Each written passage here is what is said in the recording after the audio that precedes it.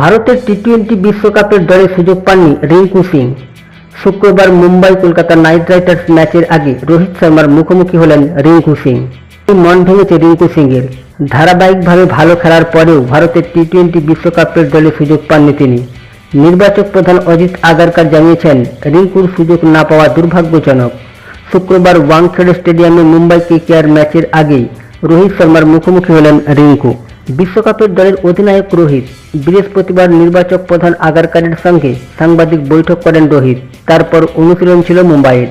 সেখানে দুই দলের ক্রিকেটারদের মধ্যে দেখা হয়, আর সেখানে দেখা যায় রিঙ্কু কথা বলছেন রোহিত শর্মার সাথে। দুজনের একটি ছবি পোস্ট করেছে কলকাতা নাইট রাইডার্স। ছবিতে রিঙ্কু কেকেআরের অনুশীলন জার্সিতে থাকলেও রোহিত শর্মা ভারতীয় দলের জার্সি পরেছিলেন, কারণ কিছুক্ষণ আগে সেই পোশাকে সাংবাদিক বৈঠক সেরেছিলেন তিনি। দুজনকে দেখে বোঝা যাচ্ছিল আলোচনায় মগ্ন। তাদের মধ্যে কি কথা হয়েছে তা জানা না গেলেও হতে পারে রিঙ্কু রোহিতের কাছে জানতে চেয়েছিলেন যে কেন তাকে সুযোগ দেওয়া হয়নি।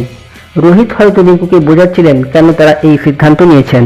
রিঙ্কুকে না নেওয়া নিয়ে মুখ খুলেছেন ভারতের নির্বাচক প্রধান অজিত আগারকার। সাংবাদিক বৈঠকে তিনি বলেন, এটা আমাদের আলোচনার সবথেকে কঠিন বিষয় ছিল। রিঙ্কুর কোনো দোষ নেই, সবটাই দলের ভারসাম্যের কথা মাথায় রেখেই করা। রোহিতকে বেসিক বিকল্প দিতে গিয়ে রিঙ্কুকে দলে রাখা সম্ভব হয়নি বলে জানিয়েছেন আগারকার।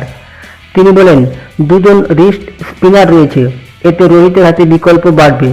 এটা খুব দুর্ভাগ্যজনক, রিঙ্কু রিজার্ভে রয়েছে। এর থেকে বোঝা যাচ্ছে 15 জনের দলে ঢোকার কত কাছে ও এসেছিল, কিন্তু দিনের শেষে আপনি 15 জনকেই নিতে পারবেন, তাই রিঙ্কু জায়গা হয়নি।